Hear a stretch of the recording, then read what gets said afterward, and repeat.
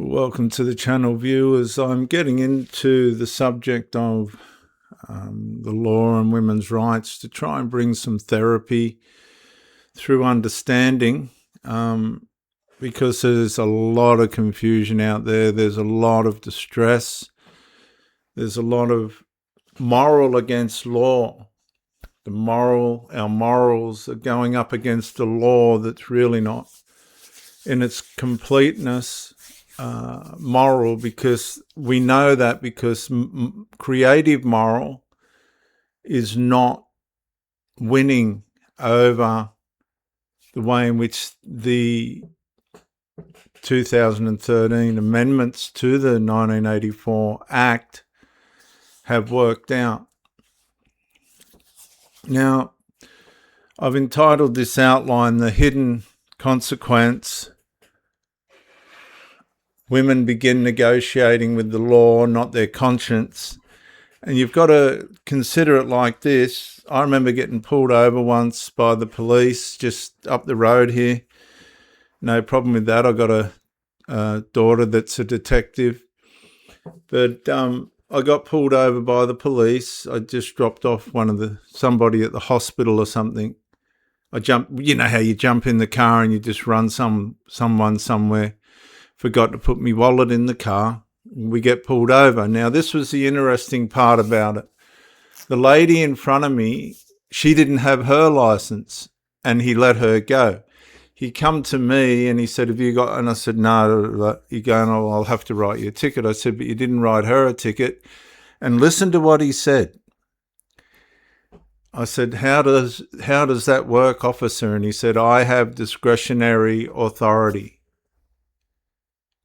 I have discretionary authority. So if he decides he wants to let someone go, he can, which he did with the person in front. But if he wants to book the next person and he's got reason to, he can, and he did." Now, I couldn't argue with that. I could not argue with that. One person gets let go and the other person gets booked. Now, that's not fair, is it? It goes further than that in this instance, because it's a bigger audience. What you had was one police officer with one citizen, no film or anything, but it was easy for him to pull that off. But what you've got here is a law structure that's national, which has now gone worldwide. Okay, this is worldwide now. The whole world's watching how Australia, the Parliament here in Australia, is going to deal with this under the Albanese government. And at this point, it's not a good idea to approach the courts because they'll financially siphon you. You've got to remember the courts are the shopping centre, as it were, where you go shopping and they take your money and you actually get nothing in return for it, usually. It's the cash cow for the government. Anyway, the hidden consequence: women begin negotiating with the law, not their conscience. Now, what I mean by that is your conscience is fine. What you're seeing in reality is this isn't moral. This isn't godlike, okay, which means it's the opposite. It's actually demonic. I think that's a fair word. I'm allowed to use it as a theologist. It is actually demonic, because God created binary man and woman, and we've had somebody that's slipped into Parliament and hasn't worried about the divine sovereign restraint. Because it's supposed to go like this: God, the people, and then the Parliament. But it's all been changed, hasn't it? It's all changed around. What you've got to realise is it's the taxes that keep the Parliament going, apparently, but I don't think that's true. There's certain trusts and things that we don't know about that we should know about. that I think they tap into as well. But nevertheless, one of the least discussed consequences of the post-2013 Gillard frameworks is not disagreement. It's hesitation. And I'll just, to be fair to the audience, I am reading off an outline I have created. So I'm not going to sit here and pretend I'm, making this up as I go. I've put time into making an outline, and I want to be transparent about that, okay? All I'm trying to do is bring some thought that'll help people have some therapy to what the dilemma is here. The dilemma is moral against law. Now, for some people, the law is moral. It's regarded as moral and just and right, and it suits that culture of people.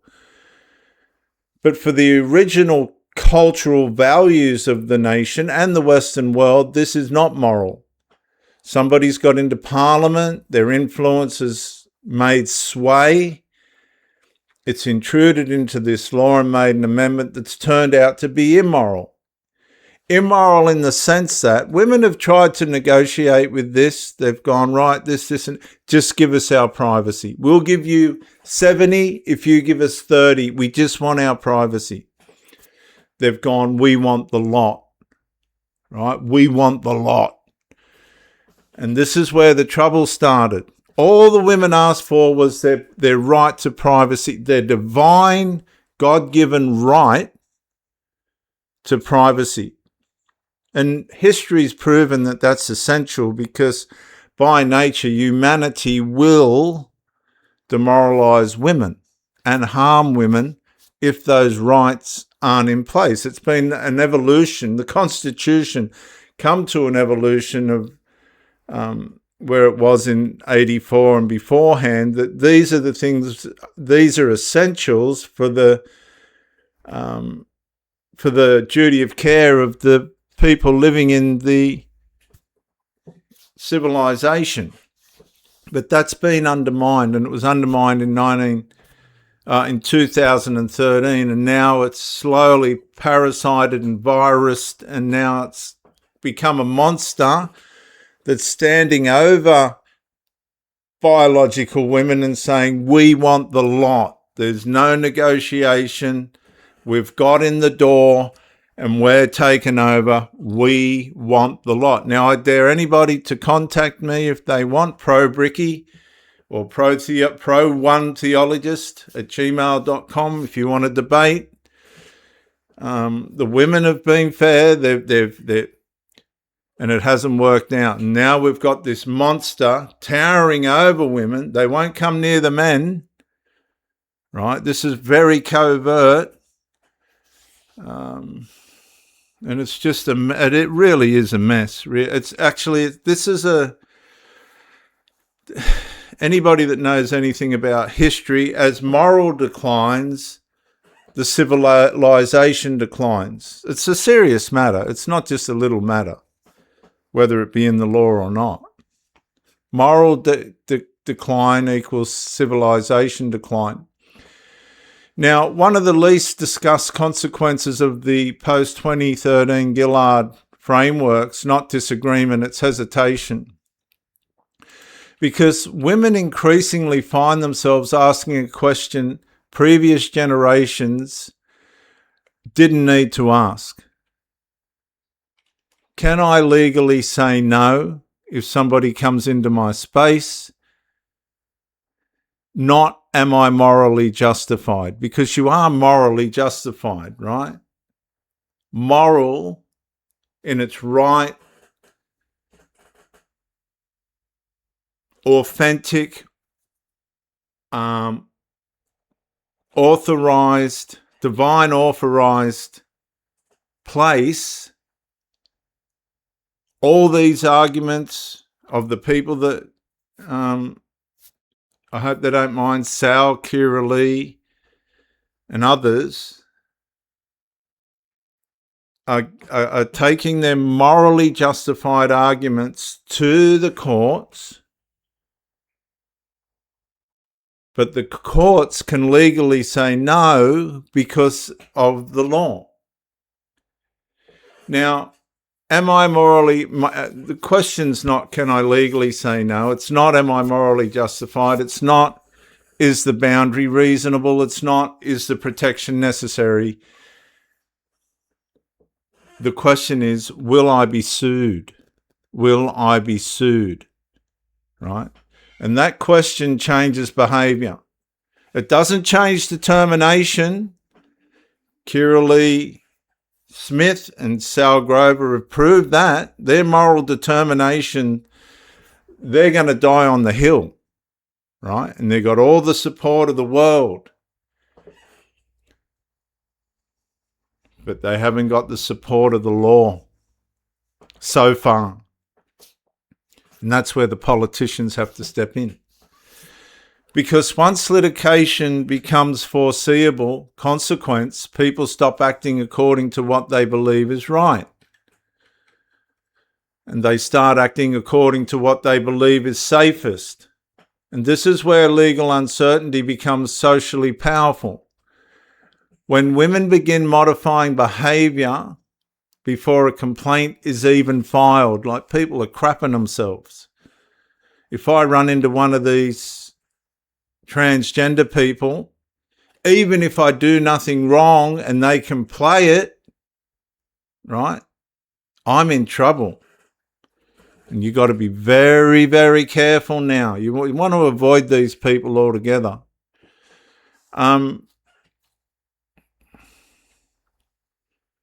Organisations begin modifying policies before a court ruling exists.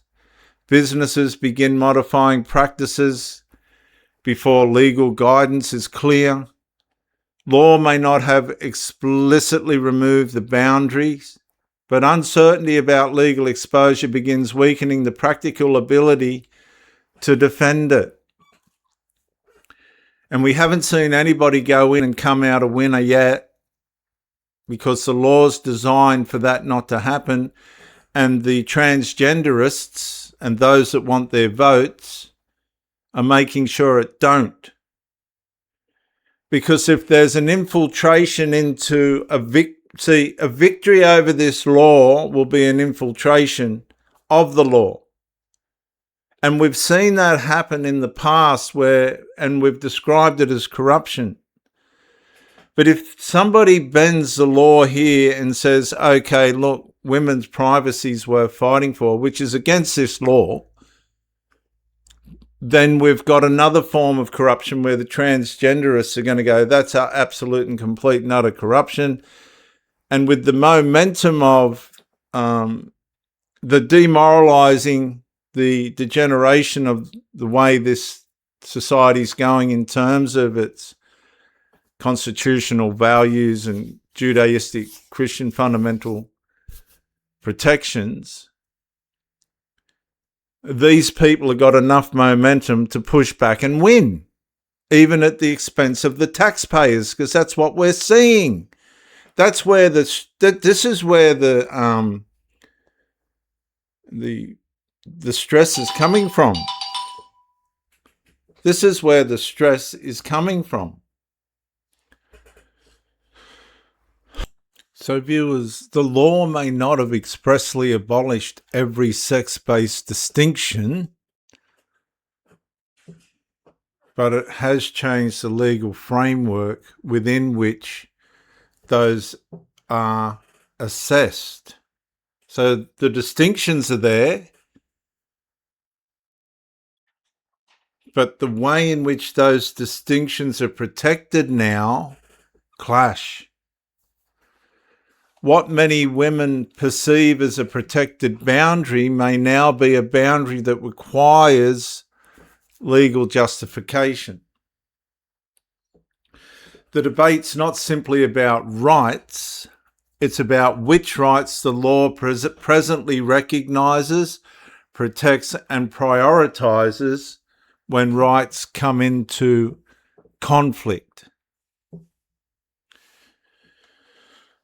So the law may not have removed every boundary, but the real question is which boundaries remain legally defendable and defensible when challenged in court. That's 15 minutes. I'll see you in the next talk.